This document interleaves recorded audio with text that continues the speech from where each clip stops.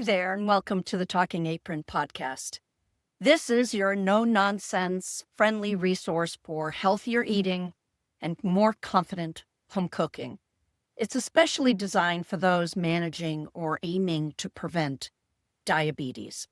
I'm Ann Bernardin, your host, a diabetes prevention coach, a nutrition educator, and I happen to live with type 1 diabetes. I'm just thrilled you're here. So let's remember, before you get started, I want you to go help your body out and grab yourself a cuppa water. Remember, hydration is one of the simplest habits that you can do for better blood sugar control and overall health. So I'll wait a minute until you get back, or you can go ahead and pause for just a second. Make sure you come back with that big glass of water, mug, travel container, whatever it is. So the second piece, before we actually get started in with this podcast, is today is a little bit of a shout out to my friend Denny. Denny and I worked together at Lowe's as department managers way back when, and it was in Salem, Virginia. And over the years, I have seen Denny transform. All via Facebook pictures, he has lost weight. He's caring for himself, for his present life, and for his future self. He's been listening to this podcast, and I am humbled by that. Thank you, Denny. Recently, we connected on Facebook Messenger, and he asked that I speak on foods and or preparations suggested for living with diabetes. So I'm going to give you an example today on foods. Really, it's on how to prepare a plate or a meal, how to plan, how to think about it when you live with diabetes or not. If you're listening, you don't have diabetes, don't go away. This is for you too. And we will get into the topic of today's podcast, which is turmeric, in just a bit. So when you're alive and you're a human, and maybe you live with diabetes, it's rather simple what you need to do. And it applies to every single human. Maybe minor variations if you have some genetic predispositions. You don't need any fancy equipment or fancy ingredients. Are you ready for this? Are you ready? It's vegetables. What you say, that's it? Yes. When you consider your meal, ask yourself first, how much fiber will be on my plate? Fiber. Fiber is found in vegetables and fruits. Where is fiber? As I said, fiber is in fruit. If you're having breakfast, it's in nuts. It's in different breads or grains, oatmeal, avocados, vegetables. Vegetables have fiber. Then you're going to be thinking of the fats in your meal, because you want to coordinate what protein you have next with how many fats there's going to be. If you're going to be having mac and cheese, don't pair it with a prime rib. Don't. Too much fat. So we're thinking fiber, vegetables first. We're thinking our fats second. And then we'll be thinking of our protein. So again, back to fats. What's going to be present? Yogurt, cheese, meat, salad dressing. Yeah, nuts have them, but I don't equate nuts with fats unless I'm having those peanuts that have been roasted and are slathered with an oil. If they're just the plain nuts themselves and you have the equivalent of a quarter cup a day, no biggie. So then you're going to choose your protein again to go with that. Now, one of the misconceptions is that chicken breasts don't have fat. Yes, they do. Yes, it's a lean protein, but you don't want to think none if you need to be on a low-fat diet. So, why think vegetables? Well, number one, yes, for the fiber. When you plan your daily fiber intake, you are doing many healthful things for yourself. First, fiber helps our gut biome. Yes, it does.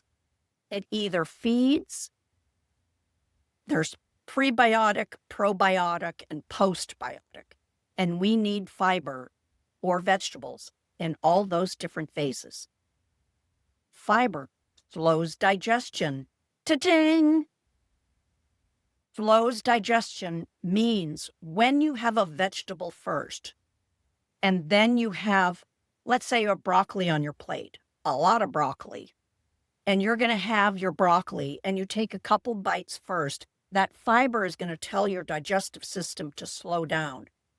Then you can have that bite of sweet potato or squash or beans, something that has a little more carbohydrate.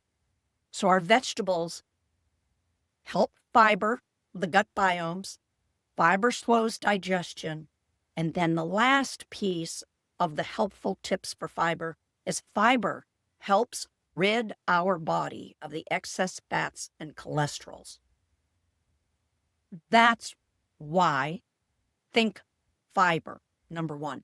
Next is we're thinking vegetables. Number two is the nutrients. Okay, we always hear about carbohydrates, proteins, and fats. Those are the macronutrients. Yes, I'm the nutrition educator. Those are the macronutrients. Vegetables have the micronutrients. You need small amounts, but that four-letter word, N-E-E-D, need. Your body needs vegetables. And those micronutrients are found in vegetables. And what are micronutrients? Vitamins and minerals and water. And they are necessary for our health. Meaning we need these to survive and live with healthy bodies. When we don't have vegetables, fiber, and I'll put fruit in there. I don't talk a lot about fruit because there are some fruits that spike our blood sugar and blah, blah, blah. And yes, we can have fruit. But we eat plenty of fruit because it's sweet and it tastes good. We don't eat plenty of vegetables.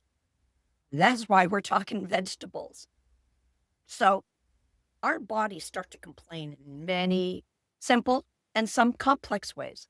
Simple is, oh, we're getting muscle cramps. We're missing magnesium. Well, where do you find magnesium? You got to be thinking about that. Vitamin C. Oh, I've got a cold. Let's go out and buy that packet that you pour in a drink and you say, oh, this is great for me. You've been eating a lot of vitamin C vegetables and maybe fruits. Yeah, okay, oranges have vitamin C, but you know that cauliflower and peppers have a lot of vitamin C as well, as do many other vegetables. So let's not just think vitamin C or colorful nutrients are in fruit. Come on, let's go to vegetables. And we are also talking about the antioxidants and anti-inflammatory ingredients that are found in our different vegetables and fruits that we eat. So I know all of you listeners, you do understand the necessity of eating protein, carbohydrates, and fats. Most of you come to this podcast because you want to learn more, but you already have a base of learning. So do you know or want to know how to be more in control of your blood sugar, to support your gut, to lose weight, to have clear skin, feel more energetic? Think vegetables. Vegetables first when you're planning your meals. Vegetables first when you're planning your snacks. Fiber first when you're planning your breakfast. And yes, I am the crazy one that will have carrot sticks or celery or cauliflower mash or a salad for breakfast, because I don't buy the General Mills post that cereal is what you need. Sorry, that's a podcast for another time. Just venting there. So I'm going back to Denny. That little bit was for you. If you want to know the foods, think vegetables. It's really simple. Think vegetables. We'll get to the cooking methods another time, but I can bet when I'm talking in a podcast, what I'm talking about, cooking methods, is good for diabetics. All right, next up, let's talk about this newest spice. It's been a rage for a little while, I know, but it's turmeric. And the title of this podcast is really called The Golden Spice for Diabetes-Friendly Cooking. We're going to talk about the nutritional benefits, how to use turmeric, how to store it, and some of the cooking methods. So, if you've ever wondered why turmeric dominates the health headlines, here's what that's about. Its star compound is curcumin, and it is powerfully anti-inflammatory and has an antioxidant. And if you don't know, someone that lives with diabetes, pre-diabetes, type 1 diabetes, type 2 diabetes, doesn't have diabetes, we have chronic inflammation sometimes. And that can worsen and create insulin resistance, which means our cells don't absorb or don't dock with the insulin, so the glucose goes into the cell. Inflammation creates insulin resistance, creates high blood sugar, creates diabetes. That's the path. And turmeric, curcumin, it helps dial down that inflammation. And that's what we want. And what that means is more stable blood sugars over time. Plus, it supports healthy lipid profiles, and then you're managing your cardiovascular risk. And that's an important bonus when you are watching your numbers. Now, have you ever thought, I'm doing everything right, but my blood sugar still spikes? Yes, yes, yes. Well, we want that to sprinkle in that anti-inflammatory support. Add turmeric to your diet, help calm that systemic inflammation, and then it will support a smoother glucose control. Now, turmeric has a mild, earthy flavor. It pairs beautifully with savory dishes. And here are 3 different ways to start. And the first is real simple. You put it in a warm glass of almond milk, unsweetened. You just use a half a teaspoon, pinch of black pepper, because that boosts the absorption, and then put a little bit of cinnamon. Create a drink for yourself. Heck, you could even take a container and dose it up, figure out how many per, it's about a 1.5, so 8 ounces. Figure 12 ounces will do the half teaspoon of turmeric. Put it all in, shake it up, and you got it ready to go. Just label it turmeric. Got a second container, something like that. There's that tip. I miss efficiency, so you don't always have to bring out your teaspoons, your black pepper. I always like simplicity. Something I'm going to do. The next is a savory scramble. Oh, do you love that title? We're going to be stirring turmeric into our morning eggs or tofu scramble. It's protein plus the spice. And then that will be a balanced breakfast. But no, it won't, because what do you need in that breakfast? You need cauliflower, asparagus, broccoli, spinach, a couple tomatoes, whatever you want to add more fiber and color to your breakfast. Next up is a veggie sauté. So whether you're vegetarian, vegan, or you're a meat eater like myself, adding turmeric towards the end of cooking of the broccoli, cauliflower, or your greens, it infuses a nice color and flavor without overcooking. This is not something you put in the beginning before you start sautéing, simmering, creating a sauce. No, no, no. This is at the end.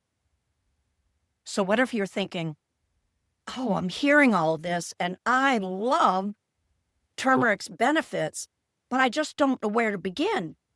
Well, I just gave you some ideas.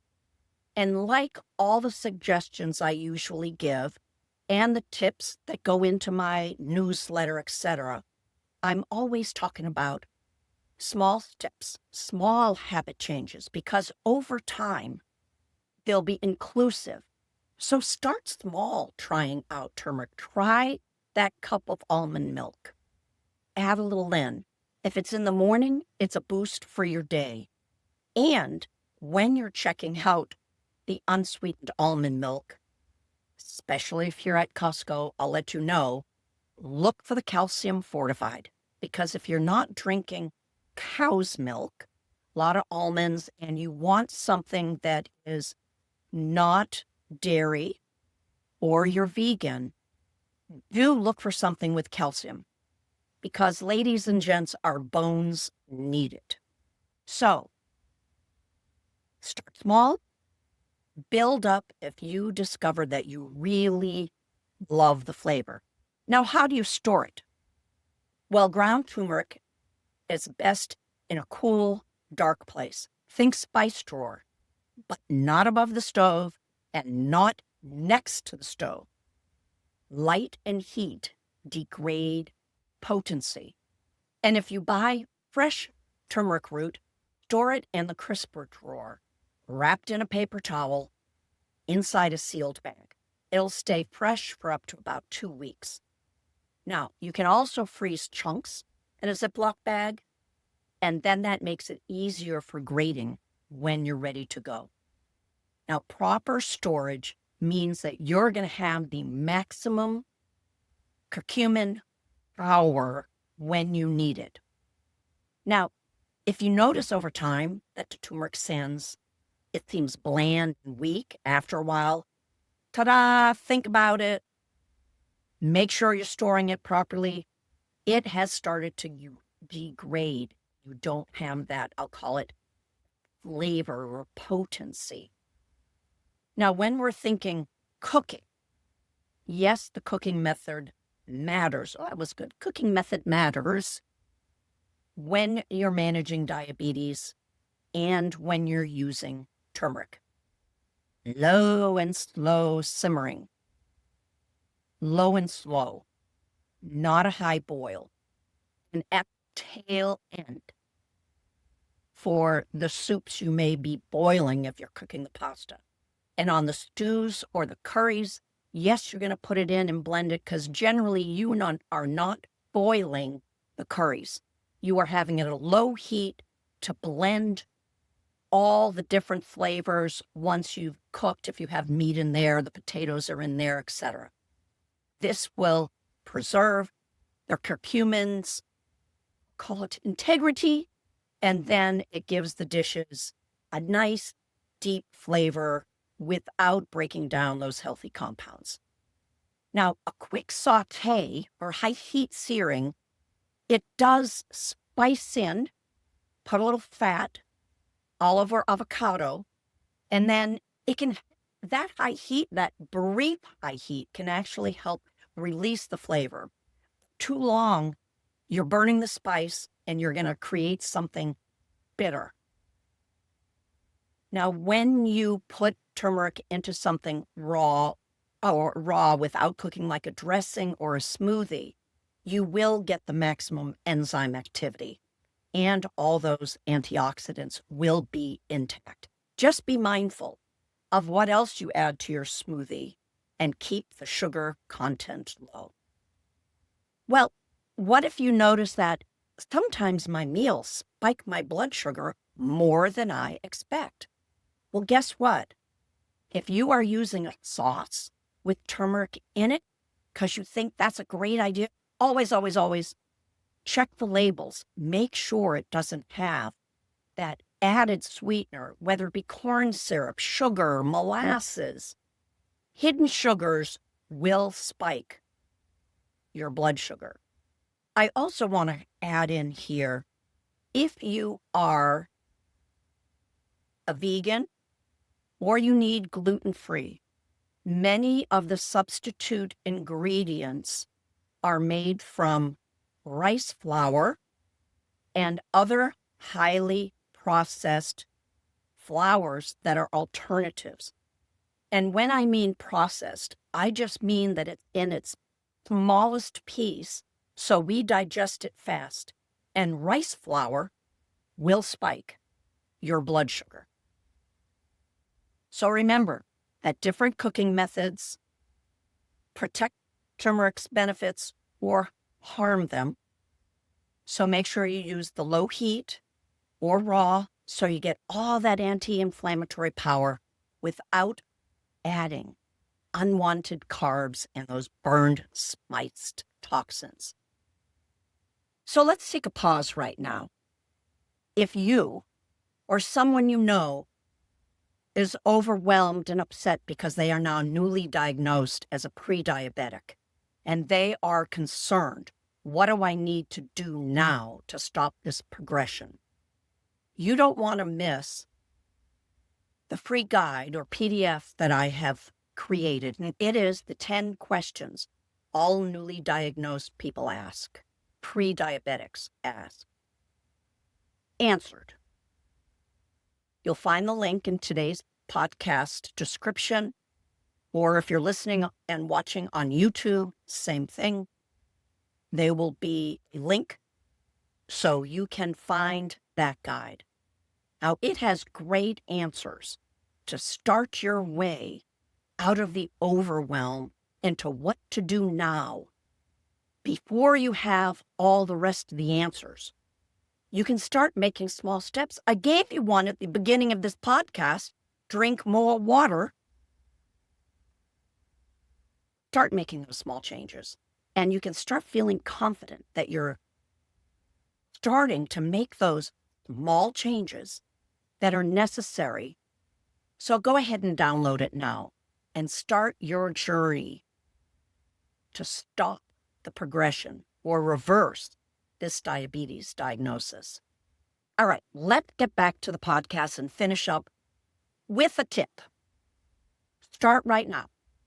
Add just a 1/4 teaspoon of turmeric to your next scrambled eggs, veggies, scramble, or almond milk. And notice I said a 1/4 teaspoon because we want to see if you like it. I don't want to waste the time that you spend chopping your vegetables, cooking them, getting all ready, and then you put in the turmeric and you put in a tablespoon instead of a teaspoon, and oh my, it doesn't taste good. So start small, 1/4 teaspoon. Or want to start even easier, go find that tea that has turmeric in it. Might have lemon and ginger or turmeric and ginger, and taste it. Maybe start having a brew first thing in the morning or at night. It's fast and it's a flavorful way to sneak in those anti-inflammatory support without trying it on your vegetables, even though I recommend you do. So I want to thank you right now for spending a little time with me today in the Talking Apron podcast. And my hope is that you'll leave this episode feeling a little more confident, maybe a little more cared for, and a whole lot less alone on this journey towards good health. And remember, I said it before, every small step you take in your kitchen adds up to something powerful in your life, powerful change. So keep showing up, keep stirring the pot, literally and figuratively, and remember, your health today and in the future is worth the effort. And you're absolutely capable of making the changes that matter. Now, if this episode gave you something to think about or try, hit subscribe, hit follow, so we can keep this conversation going every week. I'll be right here, cheering you with my apron on.